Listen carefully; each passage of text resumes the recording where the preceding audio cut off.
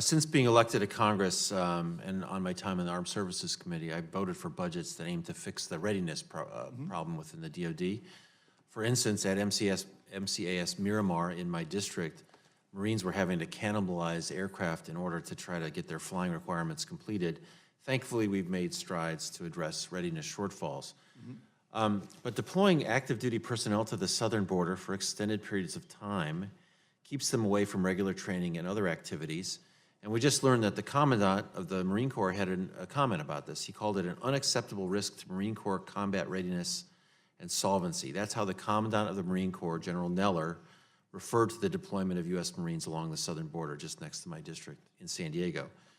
Do you agree or disagree with General Neller's characterization, or is he wrong? So the press coverage of what he said was wrong. We've talked to the general to make sure we fully understood it.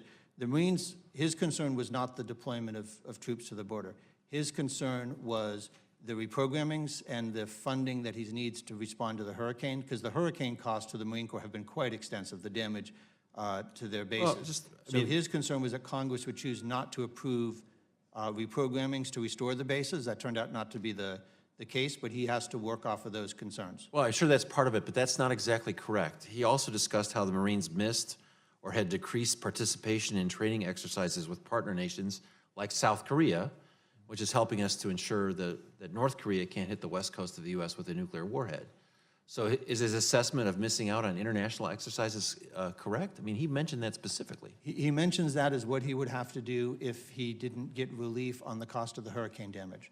And so we sent up a reprogramming for $600 million, $400 for the Marine Corps, in order to allow him, and his concern was if I don't get that reprogramming. So what he asked the Secretary to do is to make sure when he met with the committees, he emphasized the importance of getting that reprogramming.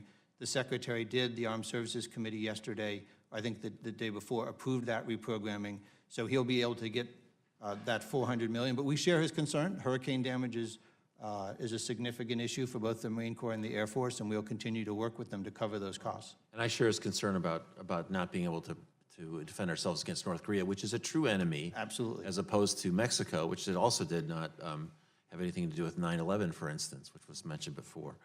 The President's budget cuts the State Department and other international assistance programs by 23%.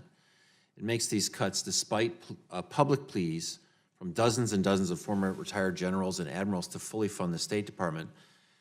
The President's former Secretary of Defense once put it even more starkly by saying that if the State Department is cut, then, quote, I need to buy more ammunition.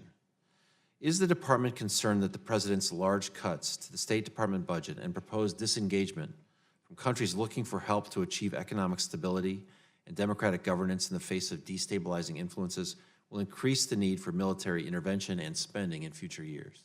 So we work very closely with the State Department. They're an essential part of our mission and what we do with the country. I'll leave it to the Secretary of State to explain what their 2020 budget looks like and any risks that are drawn from that or any strengths that come from it.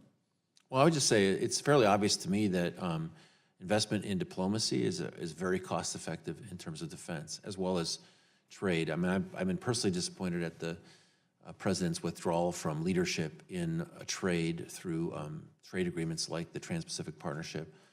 But the State Department is also where we get the big bang for our buck in keeping the peace and make sure that we're